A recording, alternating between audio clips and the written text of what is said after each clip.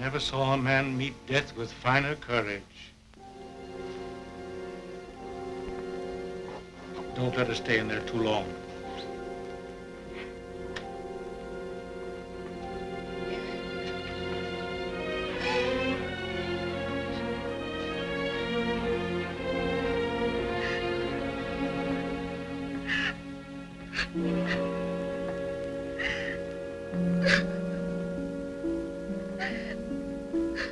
Dearest, is Father well now? Yes, dear. He's well. He's quite well. But we have no one left now but each other. No one at all. My baby.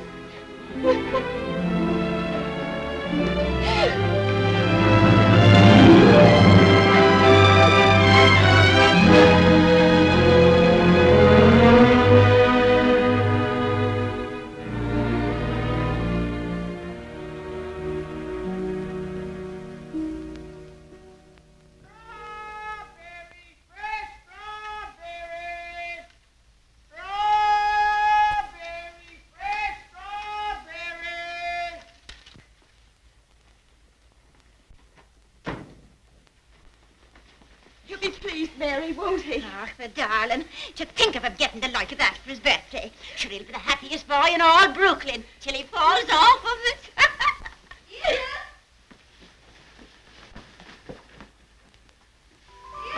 All right, Zeddy. Oh, dearest. Look. Mary's brother, Michael, has made it for me. And Mary's given me this book. It's The Adventures of Robin Hood and His Merry Men. Listen. Back, varlets, touch maid Marian at your peril. However many you be, I defy you all. See, dearest, you're maid Marian, and I'm Robin Hood. They crowd around you. I'll never leave your side, however many there are. Oh, now, dearest, you cry out, help me, Robin Hood. Help me, Robin Hood. Help. Varlets, now I've got... Help! There. Oh. Isn't that... You like it? Oh, my... Of all the events in my life, this is the most magnificent. Do you really like it, darling? It's what you wanted? It's exactly what I wanted. Oh, I do hope it is. Only you will be careful, won't you, and not let it run away with you or anything. I suppose I'm about the safest bicycle rider in the whole of Brooklyn. Do you mind that now, huh? No? Can I ride it now, dearest? Can I go now? Oh. I can't wait 1 minute. Mr. Hobbs has to see it, and Dick. Can I go now, dearest? At once? Yes, dear, only do be careful. Oh, dear. There we are. Let's go. Steady, do be careful of the streetcars if you should get off the sidewalk. Wait a minute. Yes. Goodbye, dear. Goodbye. Oh, be careful, be careful, be careful. Good morning, Mrs. McGillicuddy. Good morning, Seddy. A very good morning. How are your bones today, Mrs. McGillicuddy? Oh, none too good after the rainstorm yesterday. Oh, they ached last night something cruel. Ties me up in knots, the rain does. Does it? How very peculiar. But it's a fine day to go bicycle riding. Oh, I suppose so. For them that has bicycles and can ride them. I suppose everybody who has a new bicycle will take it out and ride it today. Glory be to goodness, and whose bicycle might that be? It's mine. It's my birthday present from dearest. Oh, it's a daisy show. Fine enough for the president to ride. And it has all the latest improvements. Oh, sure it sounds like the bells of St. Patrick. Sure, it's the luckiest boy in the world, John. Well, I'll have to be going. Oh, I nearly forgot. Please choose my apple now, Mrs. McGillicuddy. But would you mind keeping it for me until I get back? Sure.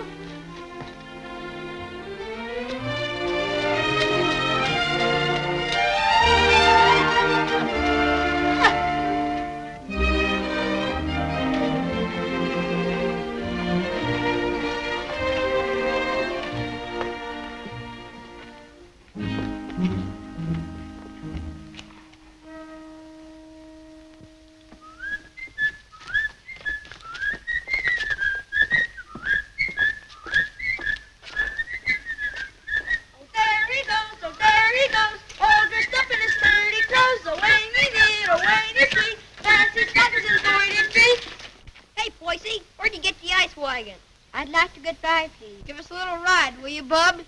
I'm sorry, no. Oh, scared I'll get it dirty? No, but I'd rather ride it myself.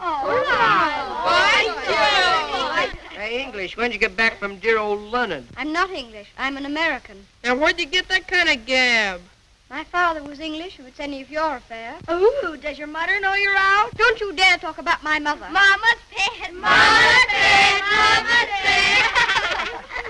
I think you'd better take your hand off that wheel. Want to make anything out of it? I want to make you get out of the way. You don't dast, you sissy cat. Sissy cat! Wait a minute, Sadie. Don't let him bluff you. I'll be right there.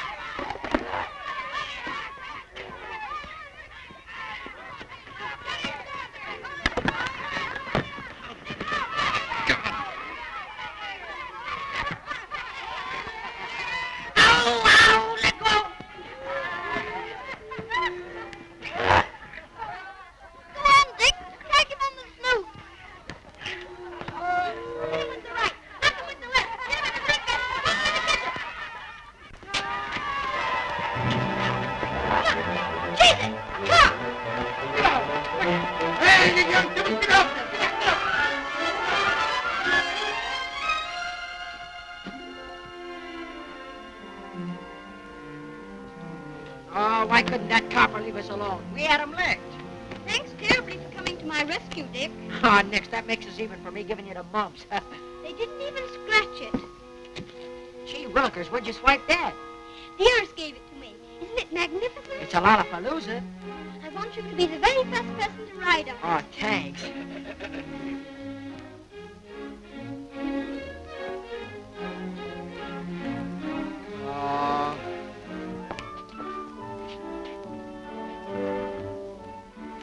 Thank you very much for your assistance, Mr. O'Brien. It's a pleasure, Sadie, my lad. Of course, I think we might have won anyway. Sure, and don't I know it? But I had to keep you from committing murder. I tell you what, Dick. I'll just go once around the block, and then you can ride it down to Mr. Hobbs' store. Make it later, 'cause right away I gotta go see my brother Ben off. He's going out west. Who is he? Where? Texas? No, Chicago. Oh, that would be splendid, riding Mustangs and shooting bears. Here's my brother Ben now. Come on, Dick, I've got to leave. Well, come on down to Mr. Hobbs' store as quickly as you can.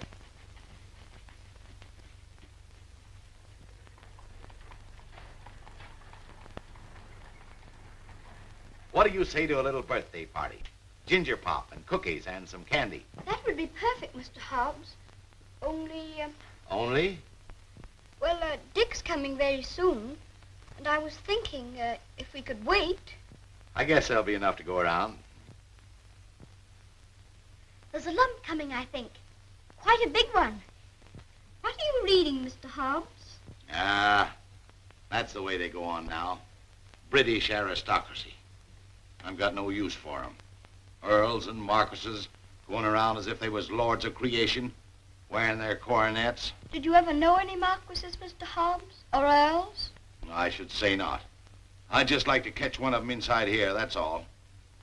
I'll have no grasping tyrants sitting around on my cracker barrels. Perhaps they wouldn't be earls if they knew any better. Oh, wouldn't they, though? They just glory in it. It's in 'em. They're a bad lot. Here you are, Dick. Just in time for Seddy's birthday feast. Gee, Manetti, ginger pop and everything. Here's to your health, Seddy. Many happy birthdays. Thank you very much, Mr. Hobbs. Why, Mary.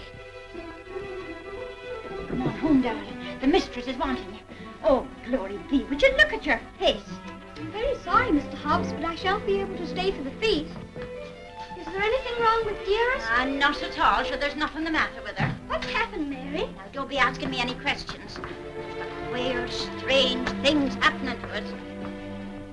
If you'll forgive me, Mrs. Errol, you must not disregard the great position to which your son has fallen heir through the death of his uncle, your late husband's brother.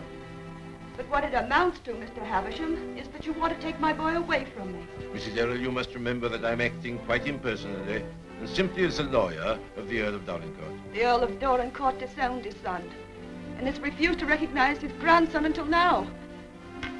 Why should I give up my boy? I'm afraid I've been very stupid, Mrs. Errol. I should have told you. My instructions are that you shall accompany Lord Fauntleroy to England.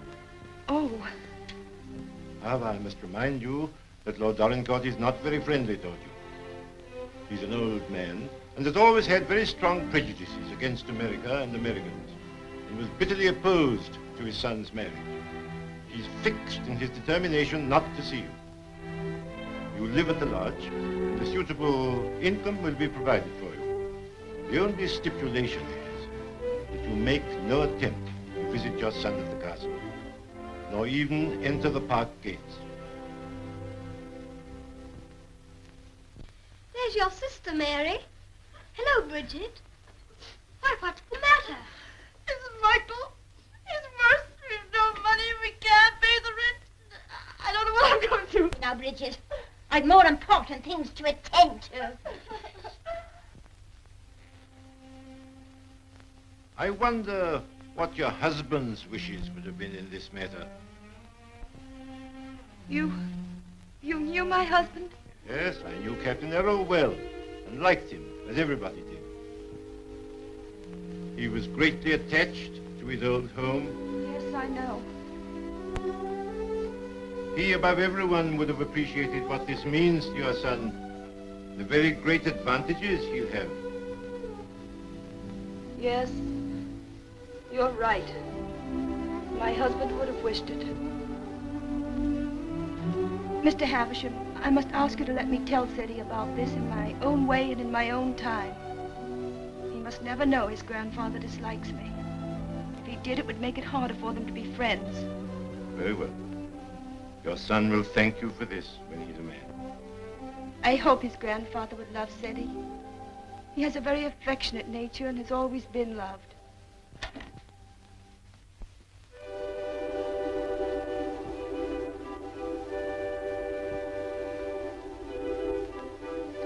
This is Mr. Havisham, dear, whom your grandfather has sent to see us, all the way from England. How do you do, sir? So this is little Lord Fauntleroy.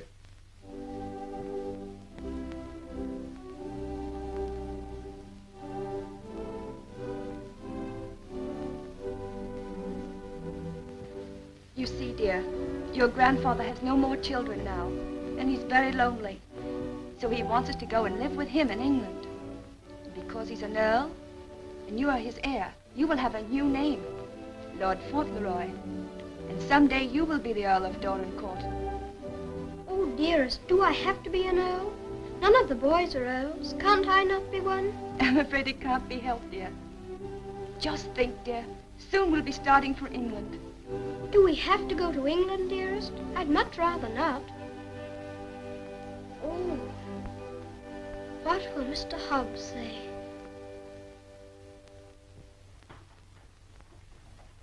Anything else, ma'am? How much is your table butter? 13 cents a pound, ma'am. 13. Why, the last I bought was only 12 and a half cents. That must have been last month. It's 13 today. Oh, indeed.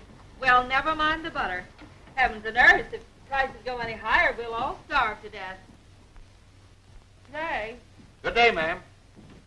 Hello, Ceddie. What's the matter? Mr. Hobbs, do you remember what we were talking about yesterday morning? It seems to me we was talking about England. Yes, and earls, don't you remember? Oh, yes. We did touch 'em up a little. That's all. You said you wouldn't have them sitting around on your cracker barrels. So I did. And I meant it, too. Just let 'em try it, that's all. Mr. Hobbs, one is sitting on this barrel now.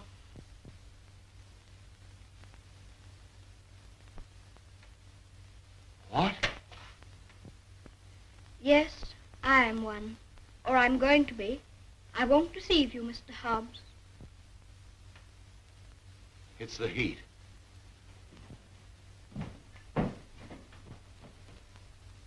It is a hot day.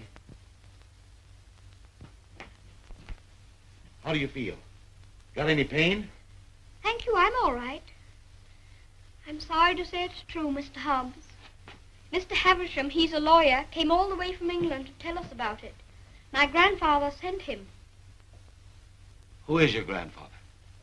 I couldn't very easily remember it, so I wrote it down. John Arthur Molyneux Errol, Earl of Dorincourt. That's his name, and he lives in a castle. 2 or 3 castles, I think. All his sons have died now. That's why I shall be an earl. Now I'm Lord Fauntleroy. Well, I'll be jiggered. One of us has got a sunstroke. Oh, no, we haven't. We'll have to make the best of it, Mr. Hobbs. What did you say your name was? Cedric Errol, Lord Fauntleroy. Well, I am jiggered. Well, you always did talk more English than American. You think there's no getting out of it? I'm afraid not, Mr. Hobbs. Dearest says that Father would wish me to do it. But if I have to be an earl, I can try to be a good one. I'm not going to be a tyrant, Mr. Hobbs. And if there's ever to be another war with America, I shall try and stop it.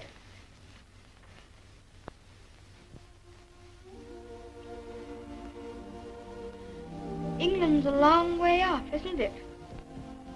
It's across the Atlantic Ocean. That's the worst of it. Perhaps I shan't see you for a long time. I don't like to think about that, Mr. Hobbs. Well, the best of friends must part.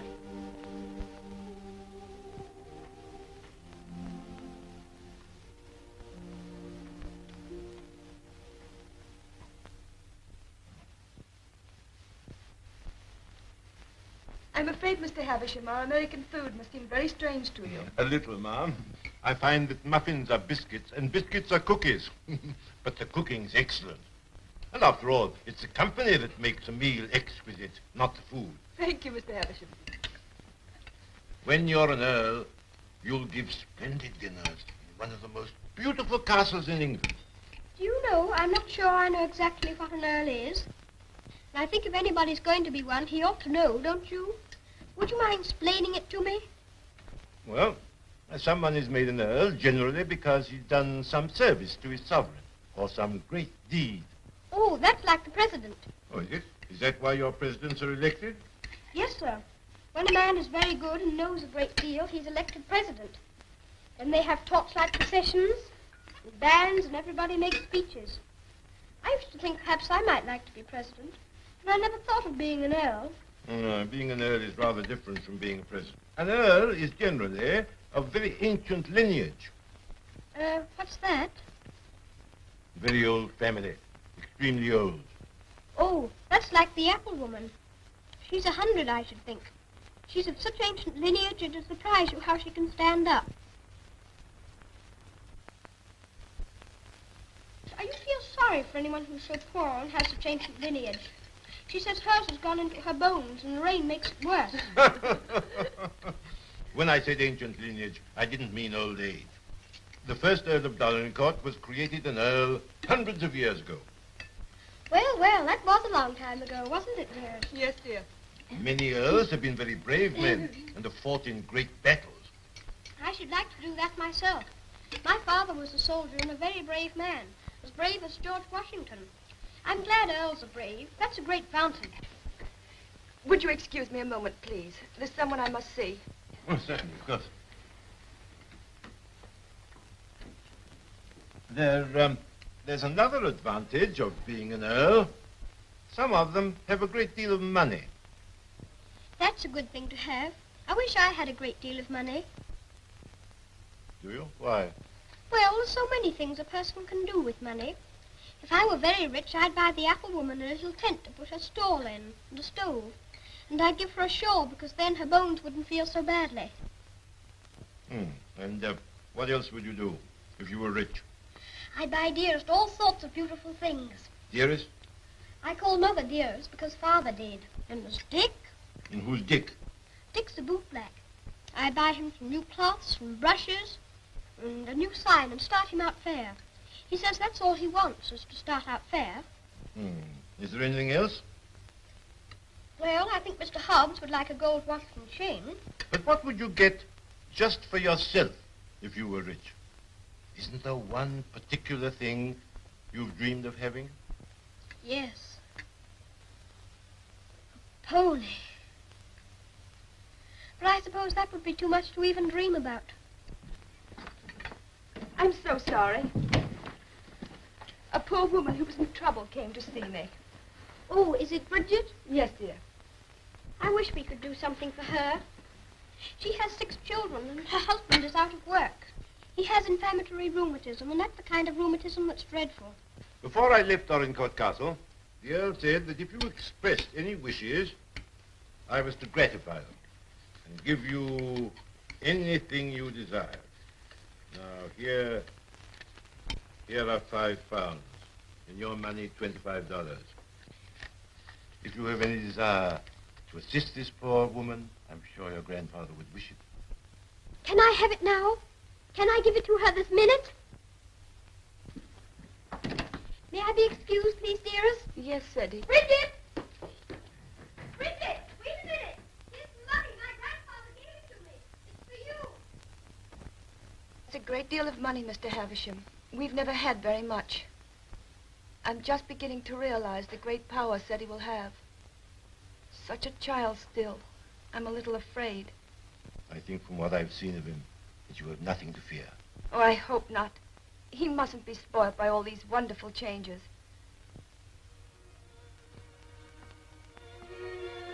She cried. She said she was crying for joy. I never saw anyone cry for joy before. My grandfather must be a very good man. It's more agreeable being an earl than I thought it was going to be. In fact, I'm almost quite glad I'm going to be one.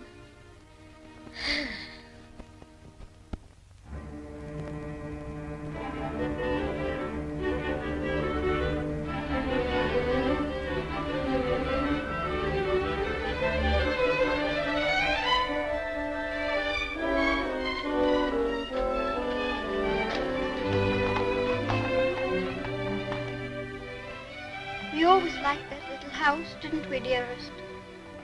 We always will like it. Yes, darling. Yes.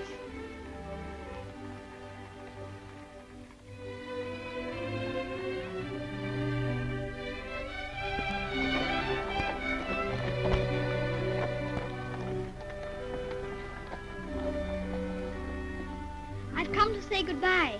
I have to go to England to be a lord, and I shouldn't like to have your bones on my mind every time it rains. Oh, bless your dear little heart with all your kindness to me. Miss Bones is as quiet as anything.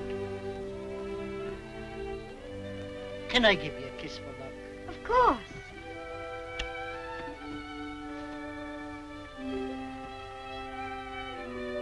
Here's an apple to eat on the boat. Thank you very much. Oh, no, darling. Why should you pay?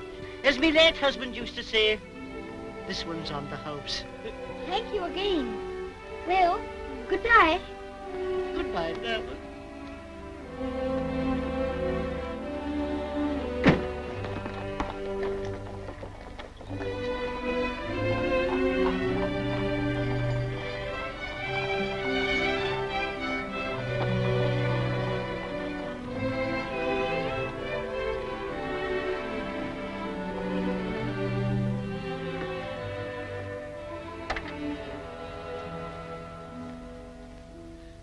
Well, Well, well, well, well, goodbye. I hope trade'll be good. Gee, if trade gets any better, I'll be rolling around in diamonds and pearls. That would be splendid, wouldn't it? I hope you have every sort of luck and happiness. Thanks, same to you, and I hope you think about us sometime when you're way over there, as they say, on foreign soil. I'll think about you all the time. And I'll write to you. And you must write to me. Here's where you send your letter. Gee, I wish you wasn't going away. Thanks, mister, for all the swell things you've done for him. He certainly deserves it. He's a game little kid. Gee, I almost forgot. Yeah, I bought this for you. It's a handkerchief. You can use it when you get among them swells. Oh, Dick, it's beautiful. It's extraordinary. I'll use it always. Thank you, Dick. Thank you very much. Well, goodbye. Well, goodbye.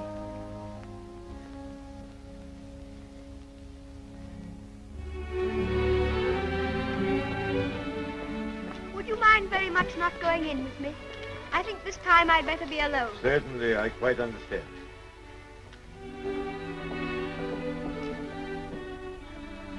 This is for you, Mr. Hobbs.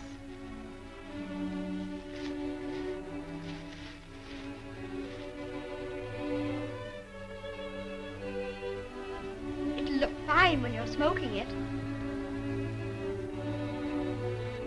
Why, Sadie, that's just what I wanted for a long time. This is my real present, Mr. Hobbs.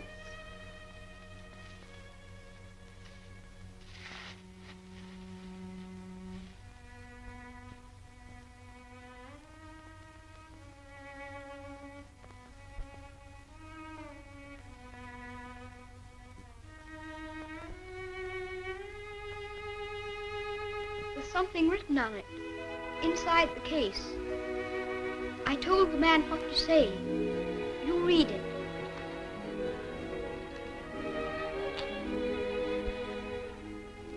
From his oldest friend, Lord Fauntleroy, to Mr. Hobbs.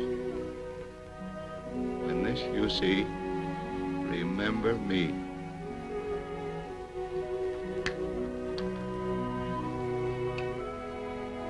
When this you see, remember me. I don't want you to forget me. Oh, I won't forget you. Don't you go and forget me when you go over there amongst those British aristocracy. I shouldn't forget you, whoever I was among. I hope you'll come to see me. Perhaps my grandfather will write and invite you. You wouldn't mind him being an earl, would you? I mean, you wouldn't stay away just because he was one. Oh, I'll come and see you.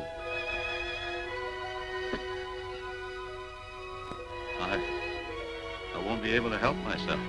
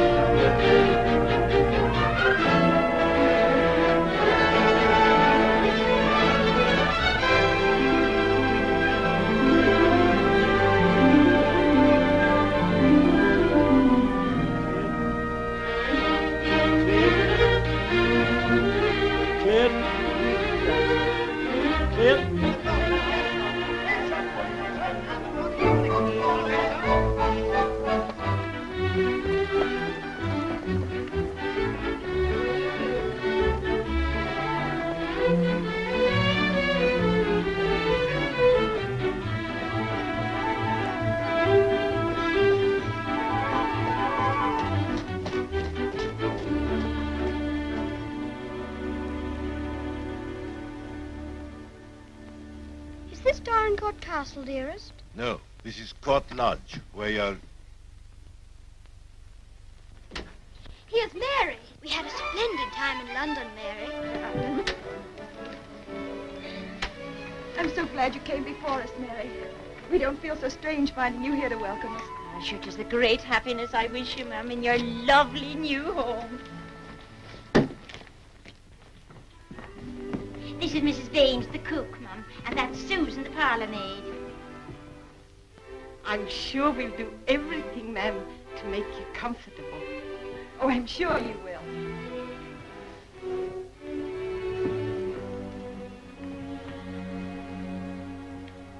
I must say goodbye. The carriage is waiting to take me to the castle. I must tell the Earl of your safe arrival. He needn't go tonight. I'd so like to have him with me my first night here. No, I'm sure Lord Dorincourt won't expect his grandson tonight. Tomorrow will be time enough. I dread so to tell him that we're not going to live together anymore. I'm a coward, I know, putting it off so long, but it's the most difficult, the most cruel thing I've ever had to do.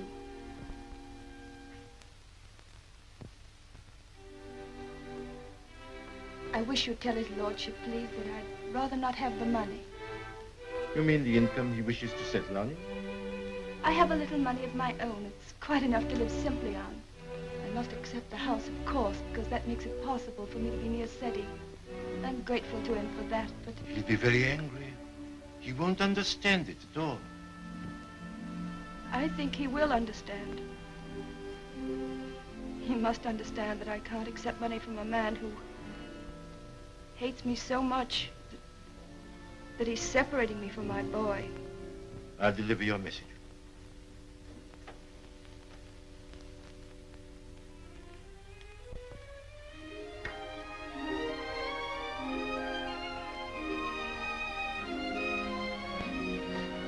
I think it's beautiful here. Don't you, dearest?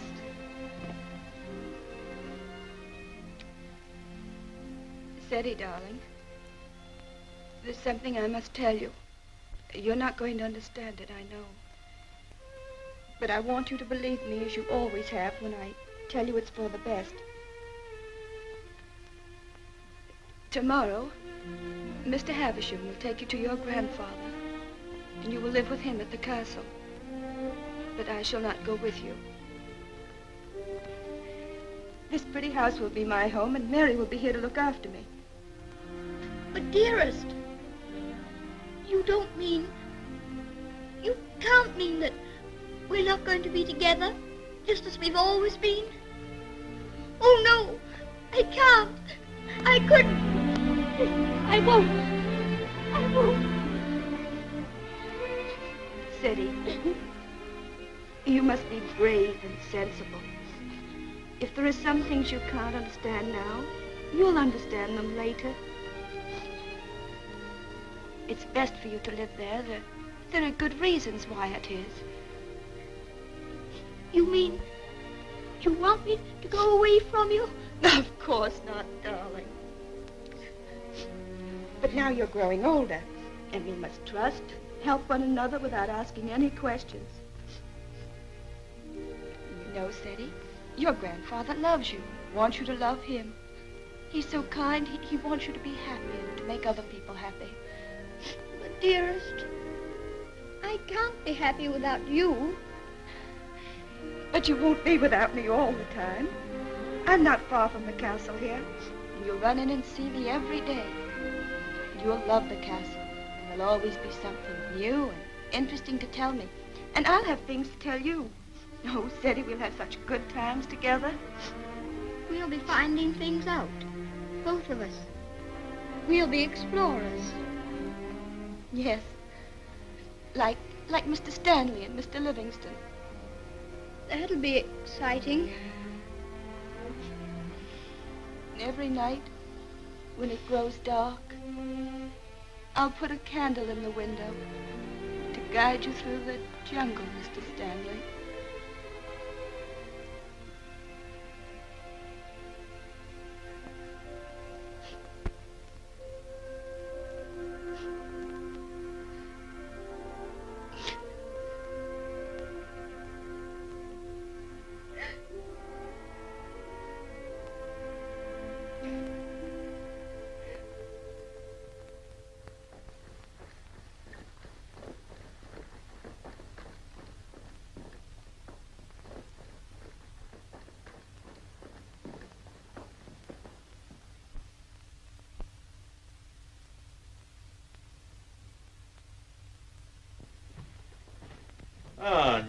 How's his lordship? In a rare mood this evening he is. He told me to evict all the tenants if they weren't paid up. Oh, I dare say that'll be a job to your liking.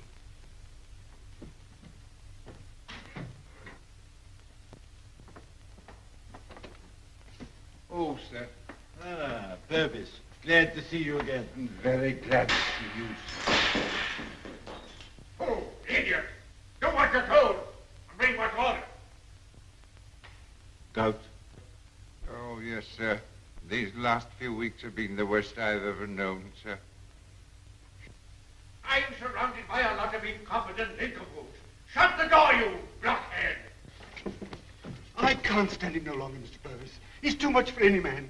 Cursing and swearing and calling people out their names like he does. And it ain't just today, it's every day. Thomas, you brought him the 63 port. He prefers the 51. How was I to know he didn't say? Fetch the other bottle. What business you got drinking port anyway in this condition? I can't feed and house every lazy lout in the parish, and I won't. You and your poor. I've had enough of them. But, my lord. Mr. Mordaunt is with him, sir. I said all I had to say, and now I say good night. Good day, my lord. Good day. beg your How'd you pardon, do, Mr. Havisham? Mr. Mordaunt. Mr. Havisham, my lord.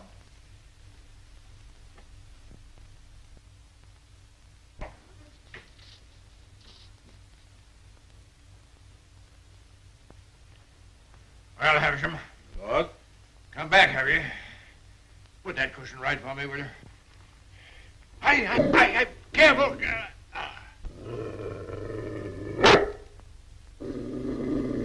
What's full of hot needles? Well, what have you got to tell me? Lord Fauntleroy and his mother are at Court Lodge. They bore the voyage excellently and in good health. Ah. What else?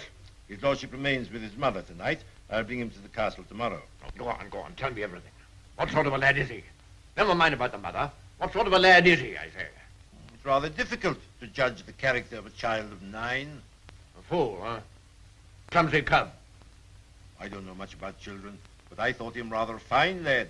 Healthy, well grown, eh? Apparently healthy, quite well grown. Straight-limbed, well enough to look at. Rather handsome, my lord, as boys go. Ah. Although I'm scarcely a judge. I dare say you'll find him a little different from most English children. Oh, no doubt of that. American children are the most impudent and worst brought up in the world. I've heard that often enough. In his case, I would hardly call it impudence.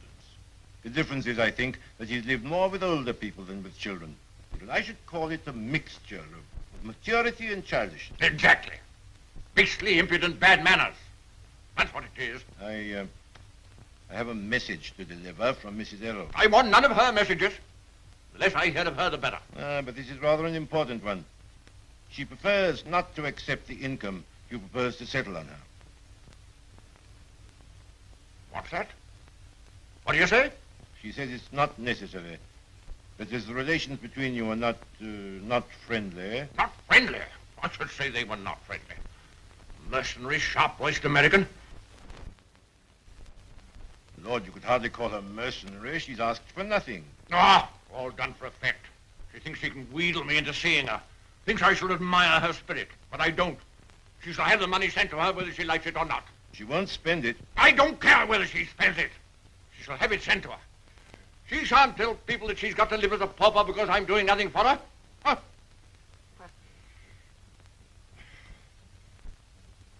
I suppose she's poisoning the boy's mind against me, too. No. I have another message that'll prove to you she's not done there. I won't care.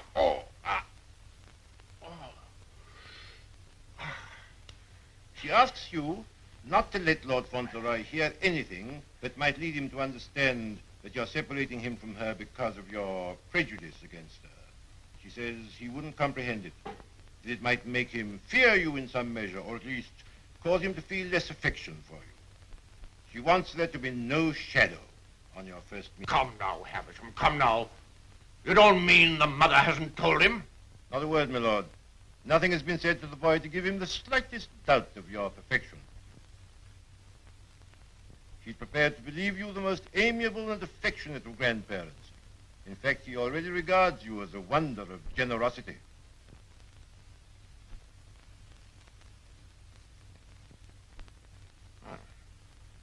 does, eh? I would suggest, my lord, that Fauntleroy's impressions of you depend entirely upon yourself. I make a further suggestion, that you'll succeed better with him if you take care not to speak slightingly to him of his mother. The boy's only 9. Nevertheless, those 9 years have been spent at his mother's side. She has all his affection.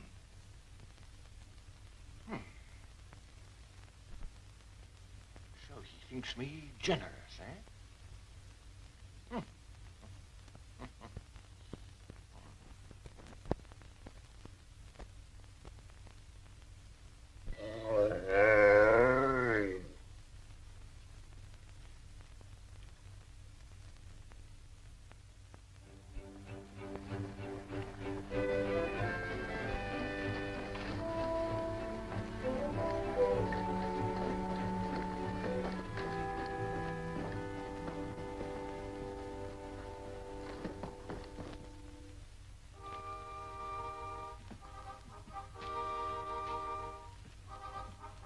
Purvis, this is Lord Fauntleroy. My lord. How do you do? Thank you, my lord.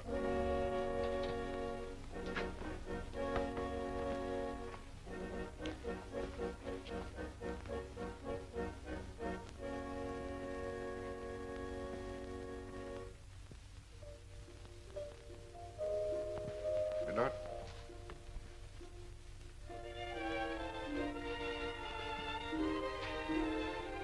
Lord Fauntleroy, Mrs. Mellon. Lord Fauntleroy, this is Mrs. Mellon, the housekeeper. How do you do, ma'am? I shouldn't know his lordship anywhere, sir. He has the captain's face and way. Oh, was it you who sent the cab? I'm ever so much obliged to you, ma'am. How do you do? He's a great lady, sir. Where's his lordship? In the library, sir. Lord Fauntleroy is to be sent to him alone.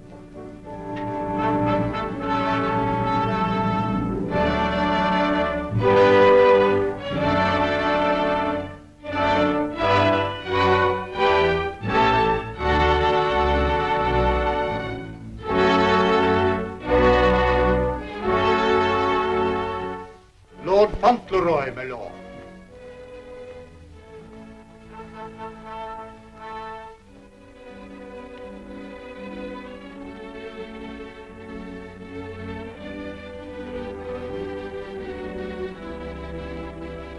Dougal, come back, sir.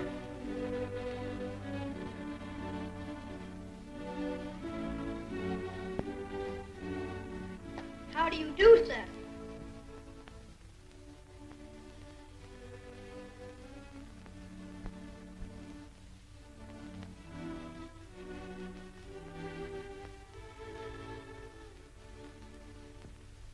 Are you the Earl? I'm your grandson that Mr. Heavensham brought. I'm Lord Fauntleroy.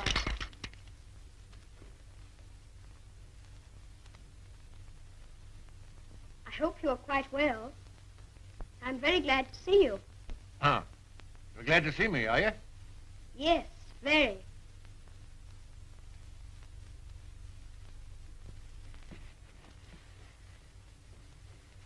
I kept wondering what you would look like if you'd be anything like my father. Oh, and am I?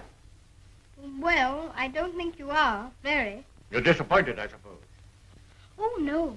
Of course you would enjoy the way your grandfather looked, even if he wasn't like your father. You know how it is yourself about admiring your relations. Eh? I'm not sure that I do. Oh, any boy would love his grandfather, especially one who's been as kind to him as you've been. Oh, so I've been kind to you, have I? Yes. I'm ever so much obliged to you about Bridget and the apple woman and Dick. Bridget, Dick, apple woman? They were particular friends of mine. You know, they were the ones you gave me all that money for.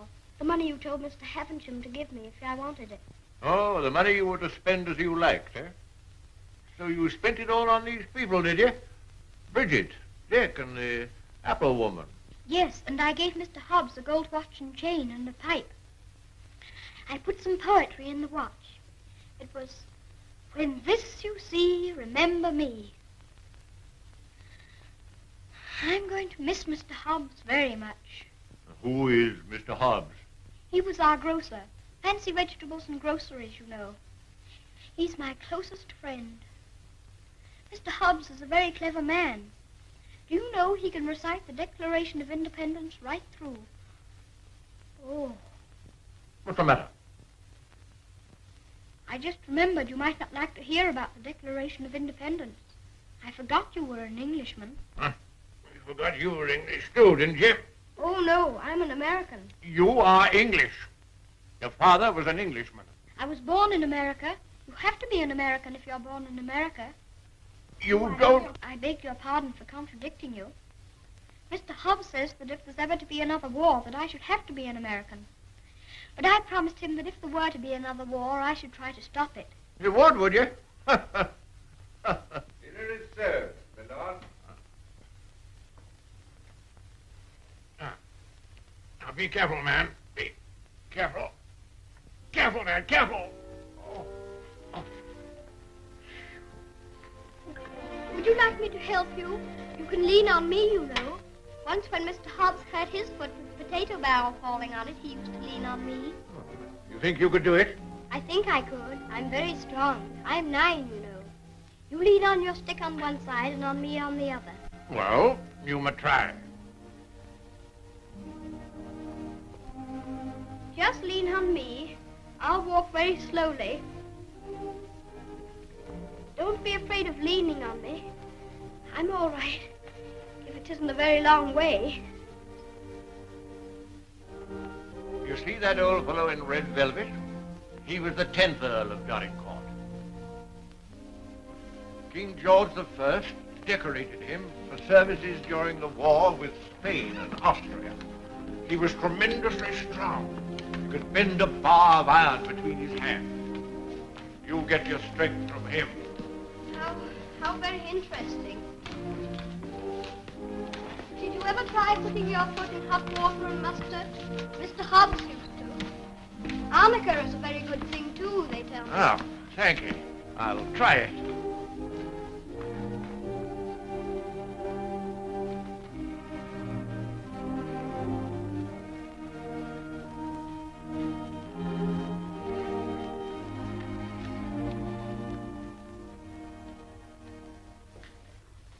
It is warm, isn't it? A person can't help getting warm in the summertime. Great heavens! What's that? It's a present from Dick. Isn't it beautiful? When this I see, I shall always remember Dick. Yes, I should think you would. It's a bit difficult to forget him. Dick's a professional bootblack. You'd like him. He's so square. Square? Yes. He wouldn't cheat anyone or hit a boy under his thighs. Oh. Very pretty to wear there. Thank you.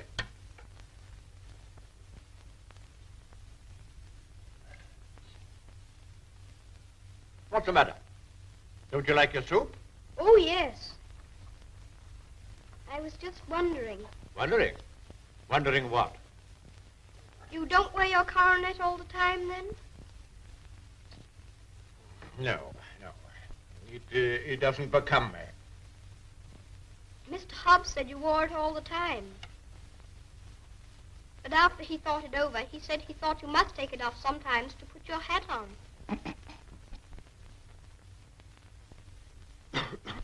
Yes, I take it off occasionally.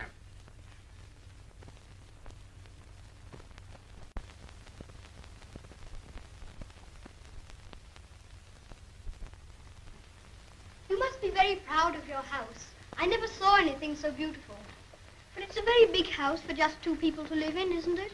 Oh? You think it's too large? Well, I was only thinking that if 2 people lived in it who were not very good companions, they might get a little lonely sometimes. Thank you. Do you think I shall make a good companion? Yes, I think you will. I think you should be almost as interesting as Mr. Hobbs. Huh. Mr. Hobbs and I were very great friends. He was the best friend I had, except...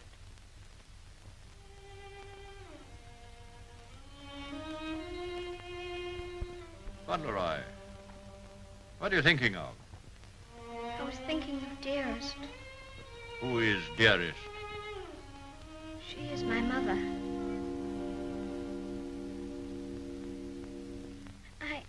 I think I'd better get up and walk up and down.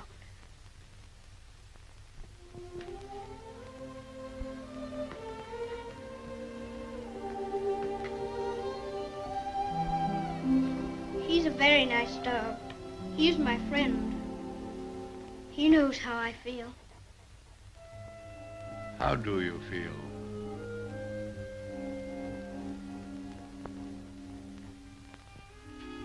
Come here.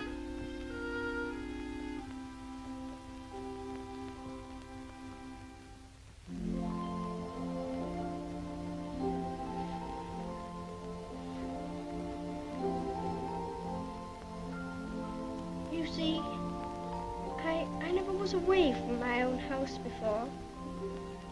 It makes a person feel a strange feeling when he has to stay all night in another person's castle instead of his own house. But Dearest is not very far away from me. She told me to remember that. And after all, I'm 9, you know. And I can look at the picture she gave me. Look, you press the spring and it opens, and there she is.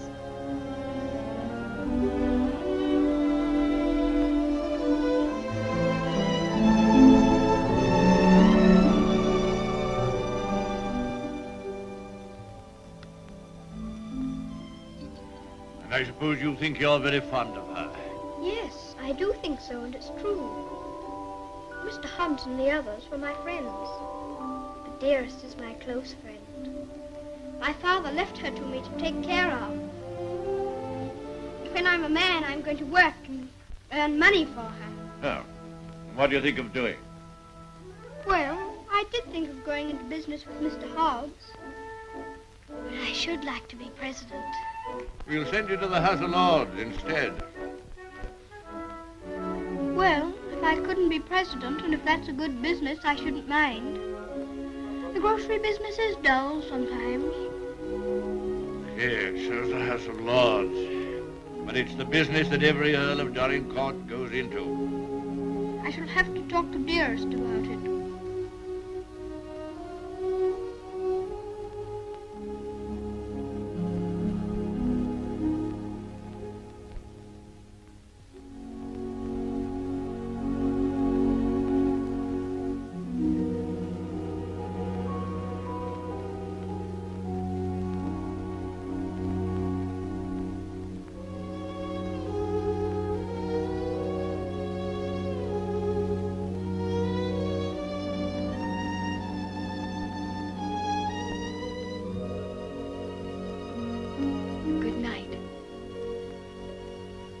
Keep you all the night. Morning, Thomas. Good morning, sir. His lordship? In the library, sir. And such goings on I never heard in all my life. Do you think it'd be all right for me to see him? Oh, yes, sir. He's expecting you.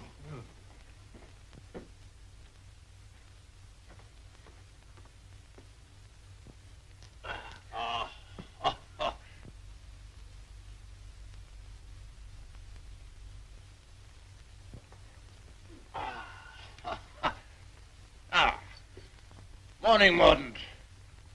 Found a new employment, you see. Any good at marbles, Mordaunt? My muscles are a little stiff, my lord, but I'll see what I can do. Oh, pity about that. I'd forgotten about your age.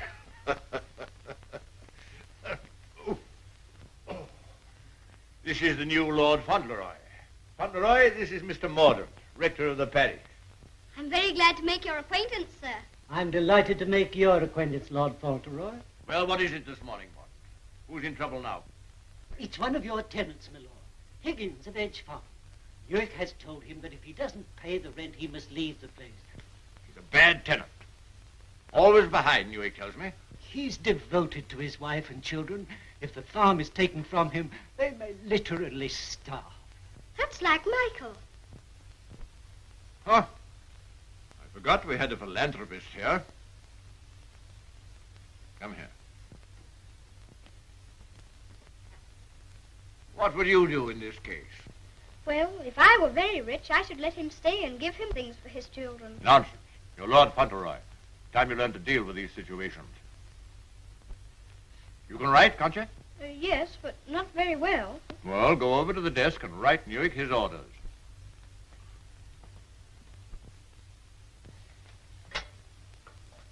Now, what must I say? You must say, Higgins is not to be interfered with for the present.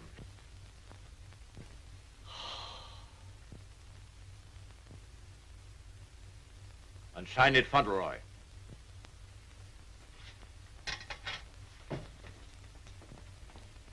Do you think it will do?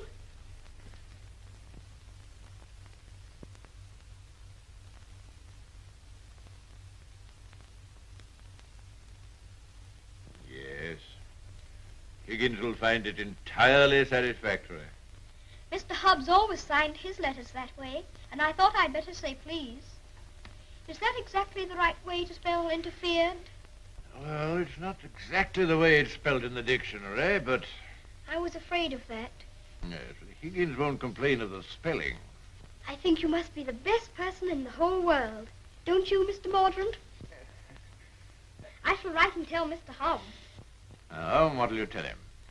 I shall tell him I think you're the kindest man I ever heard of, and that you're always thinking of other people and making them happy, and that I hope when I grow up I shall be just like you. Just like me. There you are, Morden. Take that with you. I will indeed. This is good news. Thank you, my lord. Oh, don't thank me. Thank Fauntleroy. Thank you. Goodbye, sir. Goodbye.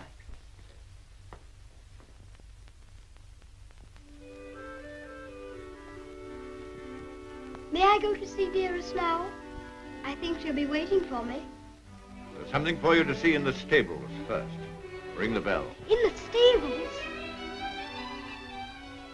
If you please, I'm very much obliged, but I think I'd better see it tomorrow. She'll be expecting me all the time. Ah, very well. We'll order the carriage.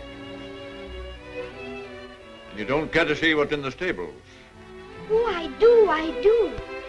Oh, it doesn't matter. It's only a pony. Pony? Whose pony is it? Yours? Mine? Yes. Oh, I never thought I'd have a pony. I never thought that. How glad Dearest will be. You give me everything, don't you? Wouldn't you like to see it? Of course I want to see it. I want to see it so much I can hardly wait. But I'm afraid there isn't time. You must see your mother this afternoon. You can't put it off till tomorrow? Why, she's been thinking about me all the morning. And I've been thinking about her. Oh, you have you? I'll ring the bell.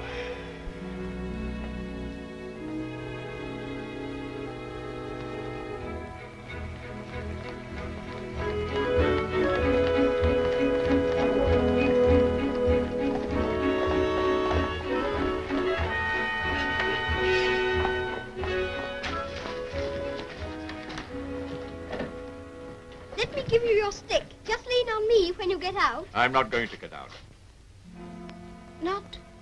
Not to see Dearest? Dearest will excuse me.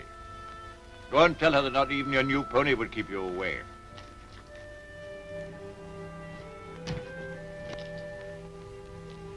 She'll be disappointed. She'll want to see you very much.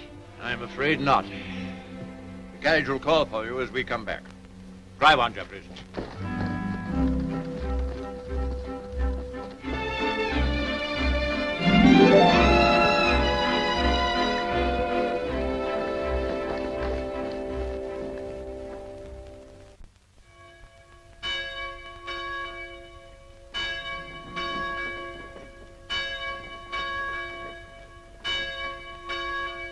It's a shame.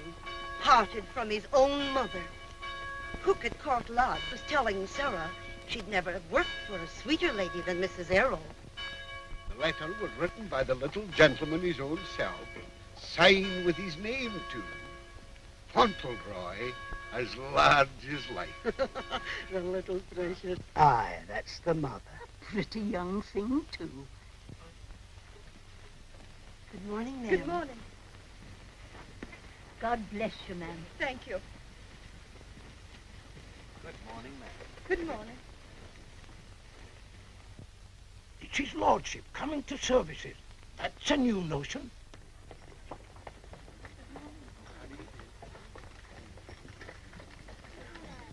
They say even his gout's improving. Look at the young lord. He's Captain Cedric all over again. He's the captain's self to the life. How glad the people are to see you. Take off your hat, Fauntleroy. They're bowing to you. To me? How do you do? Good morning, God bless your lordship. Long life to you. Thank you. Morning, Lord.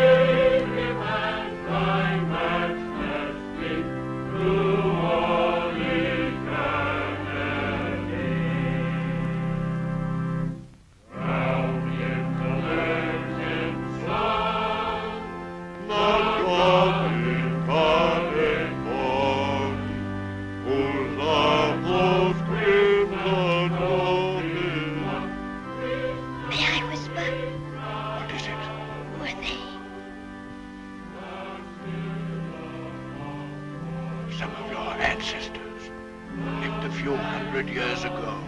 Oh. Perhaps I got my spelling from them. Shepherd King of Israel.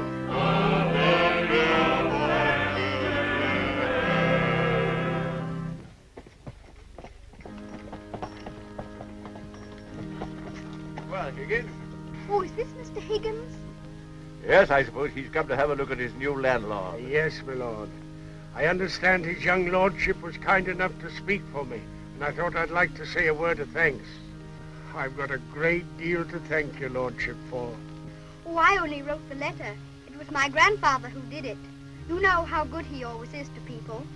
Is Mrs. Higgins well now? Yes, your lordship. The missus is better since the trouble was took off her mind. My grandfather was very sorry about your children having the scarlet fever.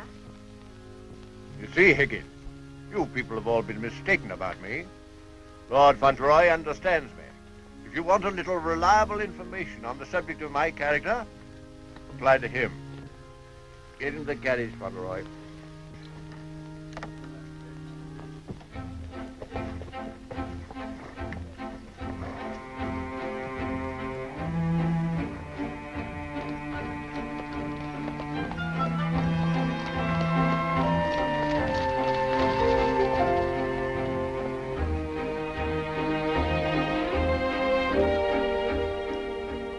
Your mother very much? Yes, sir. I miss her all the time. You don't miss her, do you? I don't know her. I know. And that's what makes me wonder. She told me not to ask any questions, and I won't. But You see her almost every day, don't you? Isn't that enough? We used to see each other all the time. And we could tell each other things without waiting. Well, don't you ever forget about her? No, sir, never. I shouldn't forget about you, you know. If I didn't live with you, I should think about you all the more.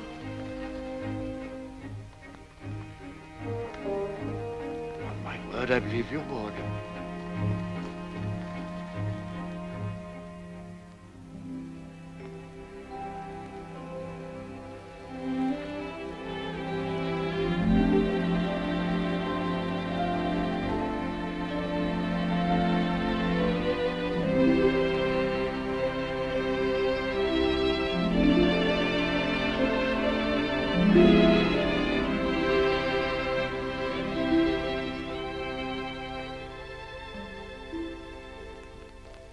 Such a good Earl, he reminds me of you. He is a universal favorite. Well, reminds me of you. Think of that now. He's known this Earl only a little while, and we was lifetime acquaintances. I don't know as I want him to be reminded of me by this Earl. They've been using influence on him, I bet you. You're right. They got twisty ways, those aristocrats.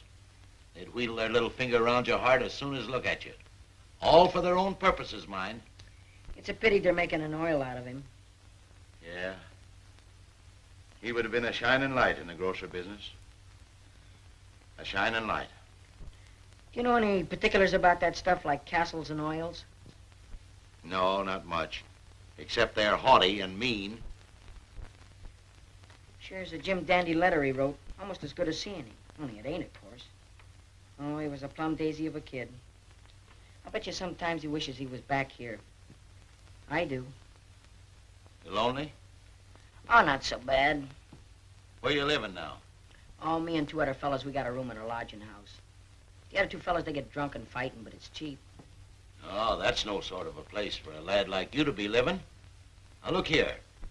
I got a clean, dry loft over my stable, and there's an old bed you can have. Why don't you come here and stay? Won't cost you a cent. Gee, do you mean that, Mr. Hobbs? Why, certainly I do. Yahoo! Gee, Mr. Hobbs, talking about oils, you ain't no oil, you're a prince. Oh, sure.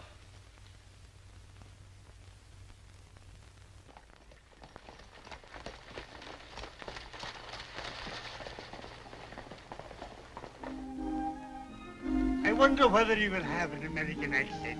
My dear, won't it be interesting if he has the Dorincourt eyebrows? When do we see the mother? Shh. I believe she's supposed to be kept in the background.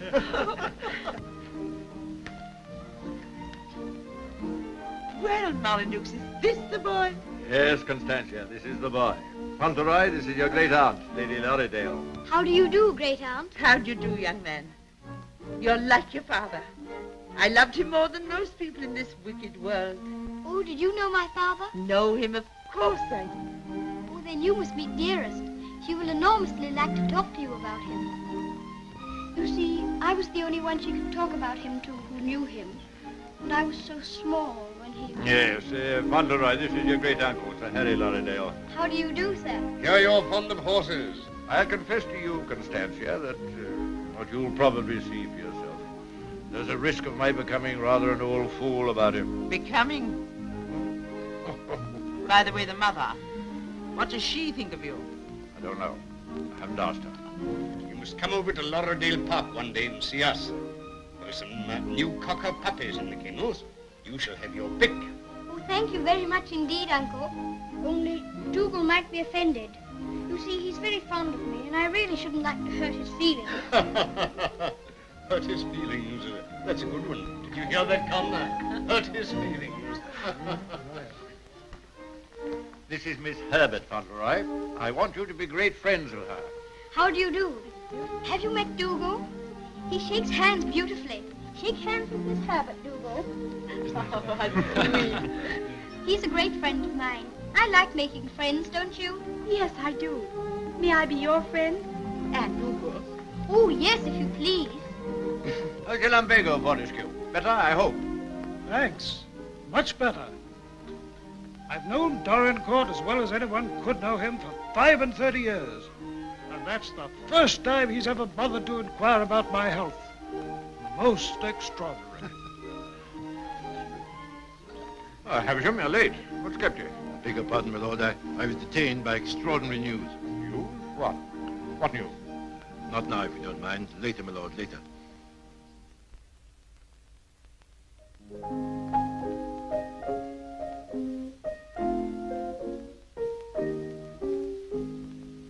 The young May moon is beaming, love. The glowworm's lamp is gleaming, love. How sweet to roam through Mourner's Grove, while the drowsy world is dreaming, love. Then awake till rise of sun, my dear. The sage's glass will shun, my dear. Or in watching the flight of bodies of light, he might happen to take thee for one, my dear. Charming, charming. What a sweet song. Delightful, my dear. Thank you, my dear. Thank you. Do you like music? Yes, I like it when you sing it. Dear my Lord Fauntleroy, Why do you look at me so? I was thinking how beautiful you are. Oh, Fauntleroy, make the most of your time. When you're older, you'll not have the courage to say that. Nobody could help saying it. Don't you think she's pretty, too? We are not allowed to say what we think. Lord Fauntleroy shall say what he thinks. I'm sure he thinks what he says. I think you're prettier than anyone I ever saw, except Dearest. I think she is the prettiest person in the world. I'm sure she is. And I must tell her how kind you've been to me. I never was at a party before, and I've enjoyed myself so much. Oh, I beg your pardon.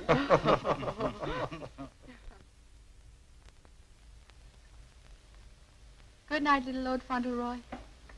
Sleep well. Thank you very much.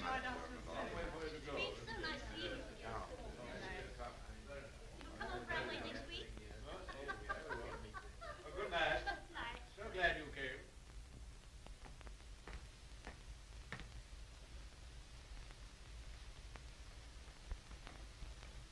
Well, Havisham, what in the world's the matter?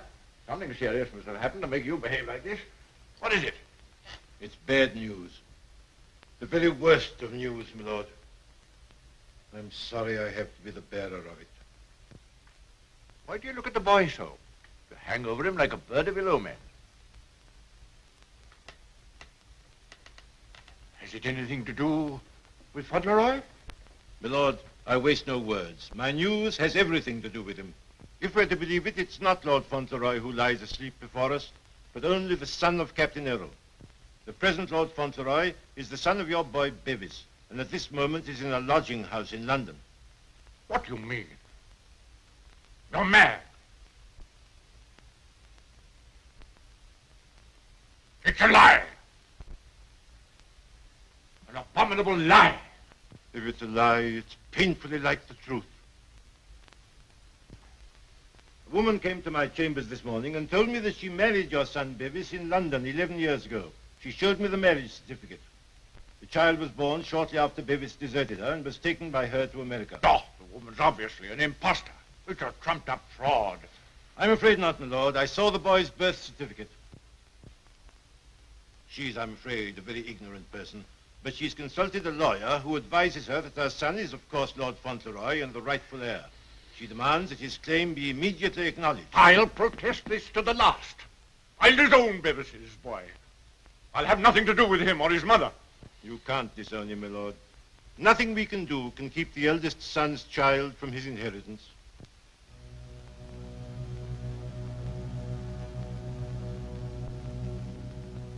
The woman you say is an ignorant, vulgar person, eh? She can hardly spell her own name. She's obviously uneducated and openly mercenary. And I objected to his mother. I suppose it's retribution. If anyone had ever told me I could be fond of a child, wouldn't have believed them. I always detested children. I owe them more than most. But I'm fond of him. Oddly enough, he's fond of me. You know, Havisham, I'm not popular. I never was. But he's fond of me. Never was afraid of me. Always trusted me. Yes, Havisham. He'd have filled my place better than I filled it. He'd have been an honor to the name. You rang, my lord? Take Lord Fauntleroy to his room.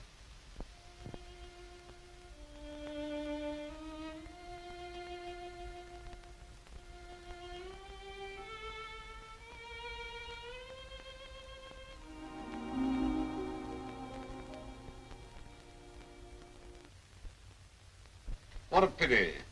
The boy's a thoroughbred if ever there was one. I suppose you may say it's a judgment on Molyneux. But that boy, the first human being he ever loved. Will Molyneux take the case to the courts, do you think? Can't tell, he's obstinate enough. Courts are the devil. You go in with your best suit, buckles on your shoes, and come out as nature made you. Bless my soul, Constantia. Whoever would have dreamed that I'd have felt sorry for the old boy? I wouldn't have minded our having a boy like that, Harry. Yes. Better luck for us, old girl, if we had. I'll tell you one thing. If his little lordship loses his title, the village loses the best friend it has. Aye, that's right. And I'll tell you another thing. It'll drive the Earl mad if this goes wrong for him. Why, he's been so proud of the boy, you'd hardly believe it if you knew him for what he was before. And the new one's no lady, that's sure. Bold-faced thing, that's what she is. A dark-eyed, brazen-faced wench. Is the Earl coming now with Mr. Havisham?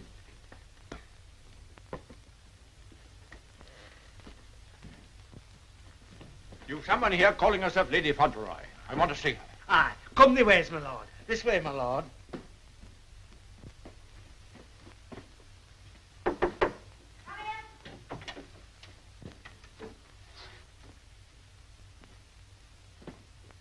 Earl of Dorincourt.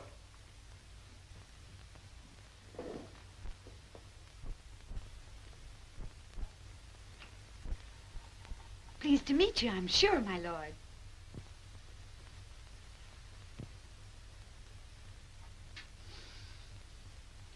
Bevis?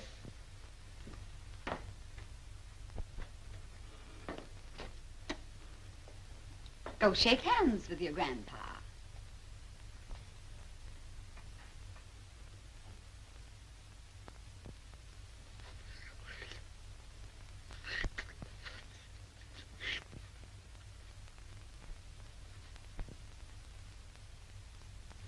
So that's the way you're going to treat your grandson, is it?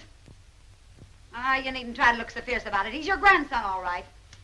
Yes, my lord. We have proof of the young gentleman's birth. He is the son of the late Lord Fauntleroy. Allow me to introduce myself. Joshua Snade, at your service. My card. I've already had the pleasure of making Mr. Havisham's acquaintance. Lady Fauntleroy has placed all the evidence in my hands. I can assure you, my lord, it is sufficient to justify her case should it come into court. But may I suggest that we come to an arrangement and settle this matter amicably on a friendly basis? Friendly? Ha! Look at him staring at me as though I was dirt. Me, his own daughter-in-law. Oh, your son Bevis married me, all right. And a fine rotter he was. But he was the father of my boy, and I can prove it. Lady Fauntleroy, please. You may think you can fight me, but a lot of good it'll do you. They don't love you around here, and you know it. I've heard plenty about you and your dirty, snobbish pride. Plenty of pride you'll have when I'm finished with you. Unless you want to climb down off your high horse and get reasonable with your own flesh and blood. Lady Fauntleroy... You shut up. I'll stop at nothing, do you hear? I'll drag this case through every court in the land. I'll let the whole world know what you are. You and your precious son, Bevis, deserting me and his own child, a babe in arms. How I've suffered, heaven only knows. And you standing there looking at me and my boy as if we were scum. You ought to be ashamed of yourself. You say you married my eldest son. If that's proved to be true, the law's on your side. In that case, your son will be Lord Fauntleroy, and you will be provided for. But I warn you, the matter will be sifted to the very bottom. I'll only add that I want to see nothing of you or your boy as long as I live. After my death, you can, unfortunately, do as you please. Yes, you're exactly the kind of person that I should have expected my son Bevis to choose.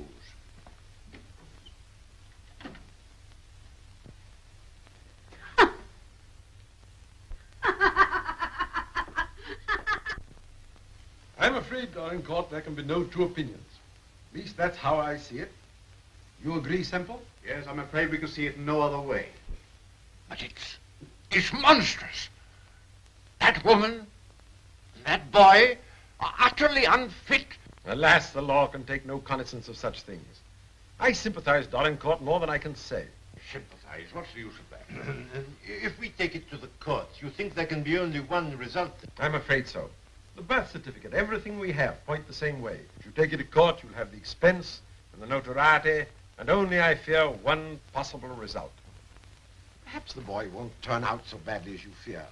Perhaps you can do something with him. That boy? That oaf?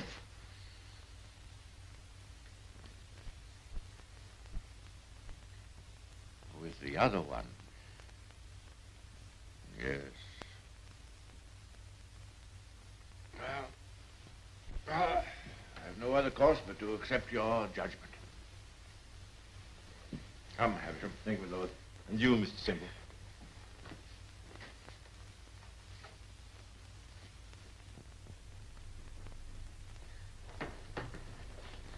It's the Earl, ma'am.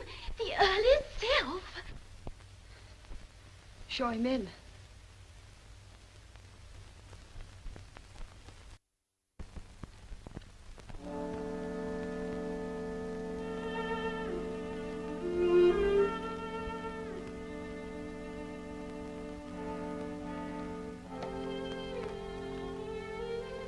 Mrs. Errol, I believe. Yes, I'm Mrs. Arrow. I'm Lord Dorincourt. The boy is very like you. People have often said so. I'm glad to think he's like his father, too. Yes, he is. Like my son. Won't you sit down? Thank you.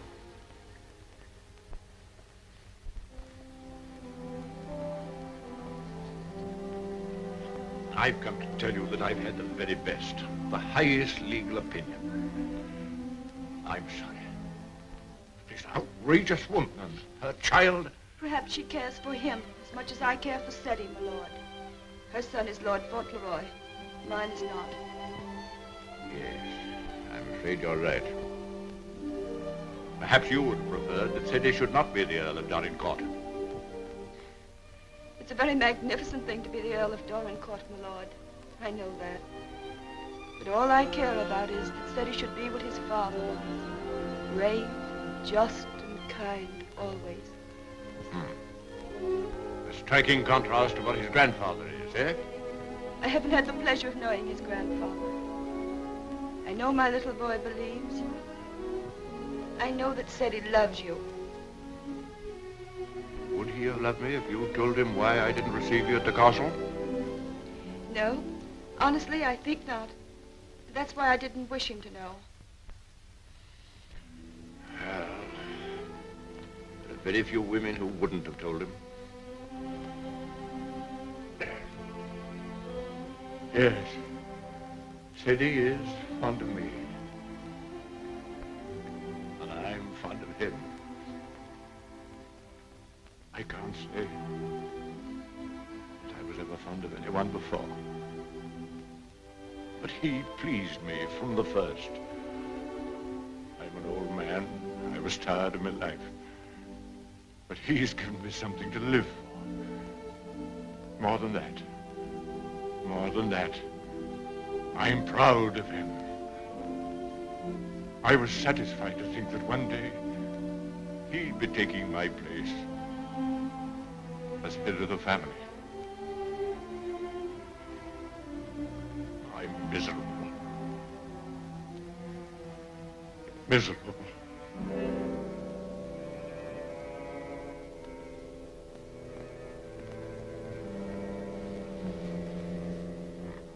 Please sit down.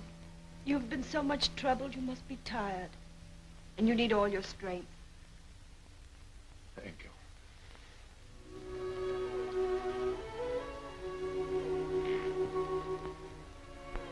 Perhaps it's because I'm miserable that I've come to you. I used to hate you. I've been jealous of you. This wretched, disgraceful business has changed all that. After seeing this repulsive woman who... Well, I felt it would be a relief to come to you. I'm an obstinate old fool, I suppose. I know I've treated you badly. But I've come to you because the boy cares for you. And because I care for him.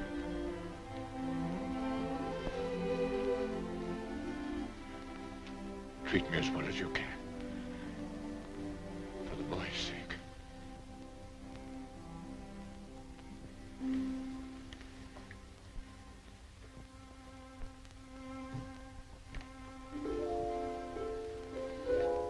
Whatever happens, he shall be provided for. Sadie shall be taken care of now and in the future.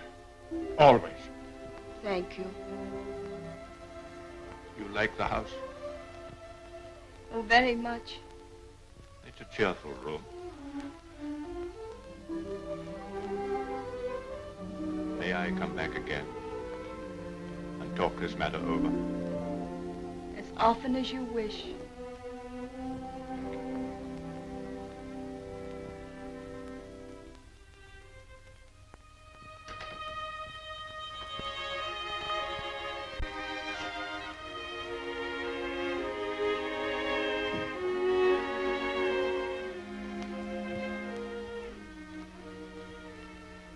Heard bad news, haven't you?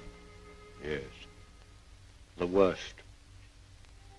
Then I'm not Lord Fauntleroy anymore, am I? No. She's beaten me. Then the other boy, he will have to be your boy now, won't he?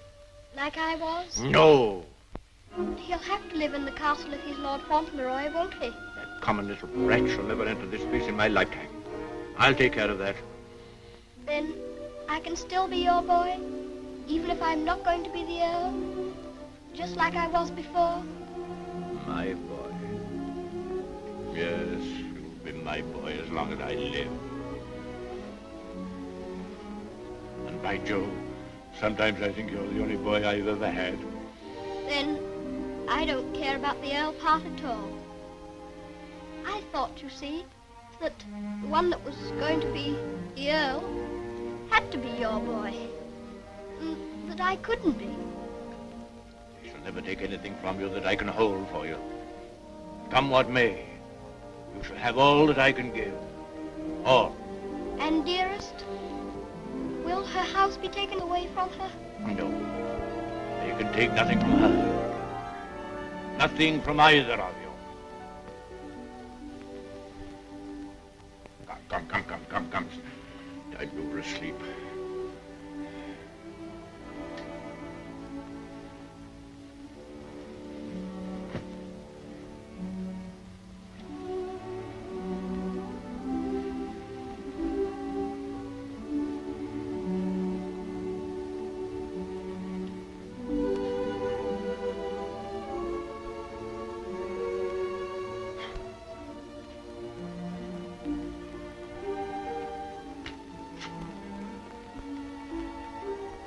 Good night, Grandfather. Good night, my boy.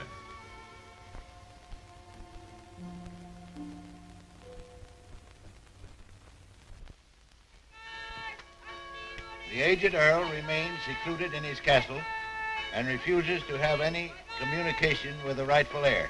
Oh, we know that stuff. They've been printing that for the past weeks. Is there anything new about SETI? Yes, here it says, prospects do not look very bright for the false claimant, Cedric Earl of Brooklyn. Well, I'm jiggered. At last, they've succeeded in robbing him out of being an earl. I thought you was against oils. So I am. Ain't it just like him?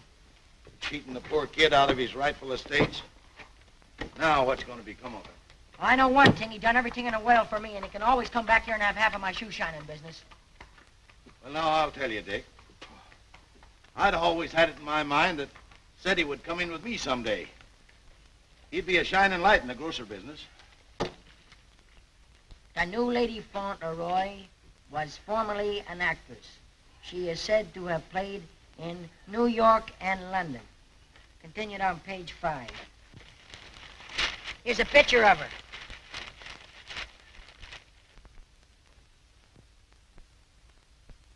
Holy mackerel. What's the matter? Here, look at this. It's her. Her? She ain't no aristocrat, she ain't. I know her as good as I know you. It's Minna, Ben's wife. Your brother? Sure. You mean it's some kind of hocus pocus? Sure I do. Well, I'm jiggered. She was married before, but I never heard of her having no other kid but Ben's kid. You mean the one Ben went out to Chicago to look for? Sure. Maybe she had another kid in England. Maybe she did and maybe she didn't. We'd ought to do something about this. You're dead right we oughta. But we got to get the proper advice. Gee, I wished I knew Alderman Murphy. I know Alderman Murphy. You do? Yeah, come along. Let's go right now. Them Earls, they've always had a spite against us Americans ever since the Revolution. What a place. What a hole. I'm sick to death of it. Cooped up here, week in and week out with nobody to talk to. You're complimentary. I wasn't meaning to be. And grateful. You're getting your money, aren't you? Business is business, you know. Business. I'm sick of business. I want some fun. Why don't you go up to London for a while? London? Not on your tintype. Nothing would please that old devil up at the castle better than to see me clear out. Well, I'll stay here in this rotten country pub. You've lived in worse places in your time, I've no doubt. That's none of your business. You keep a civil tongue in your head or I'll hand you your walking papers. I wouldn't. What do you mean? Just what I said. I wouldn't try anything like that, Minna. I'm Lady Fauntleroy to you. Come in. Why, it's Lord Dorincourt. Why, this is a pleasure, a real pleasure, I'm sure. Won't you take it? Hello, Minna. Why, hello, Dick.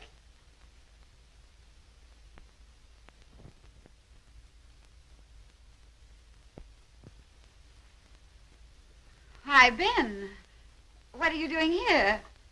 Where have you been all this time? Do you know her? Funny if he didn't, seeing as how he was my second husband. Where is the child? What child? You know what child, our boy Tom. Oh, Ben. But you know, you must have heard. Someone must have told you. Told me what? It was pneumonia.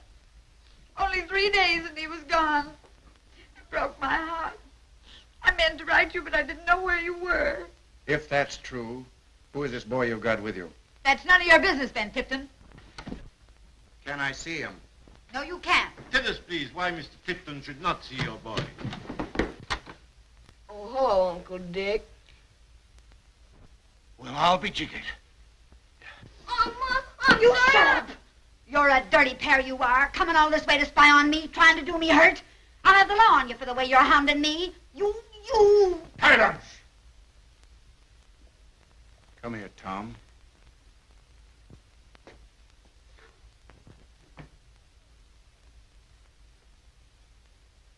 I knew nothing of this, my lord, I assure you. There's a little matter of a forged birth certificate. But I swear to you. Oh, never mind, Havisham. I've had enough of this. Too much. The sooner the pair of you are out of this country, the better. Come on, Havisham. You'll be sorry for this, you will. It's prosecution, that's what it is. It's robbery.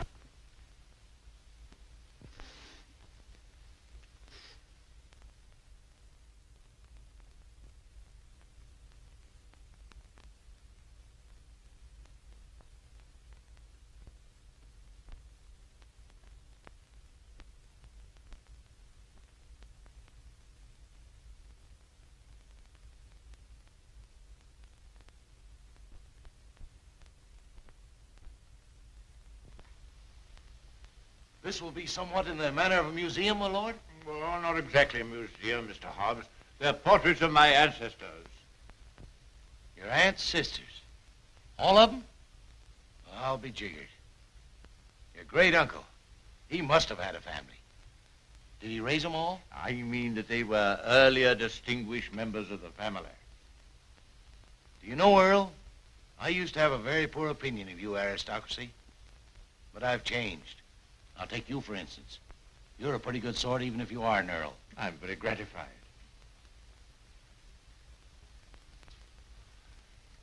Bit gay, wasn't he? Yes, that's why I have the gout, Mr. Hobbs. Oh. And they was all earls, and said he's going to be one, and own all this. And he'll be worthy of it, Mr. Hobbs. Sure he will. All these earls. You know, I wouldn't have minded being one myself.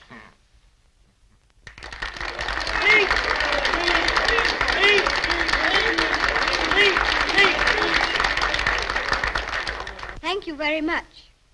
It's such a lovely day. I always like having birthdays, but never one so much as this because you're all so kind to me.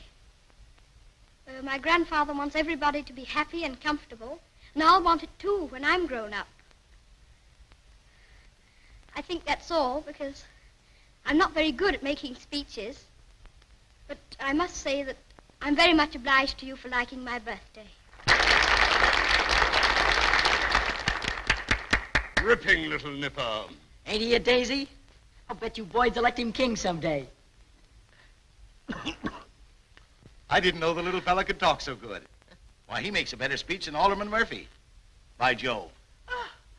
Well, I'll be jiggered. And I've another birthday present for you. Another one besides all the things this morning?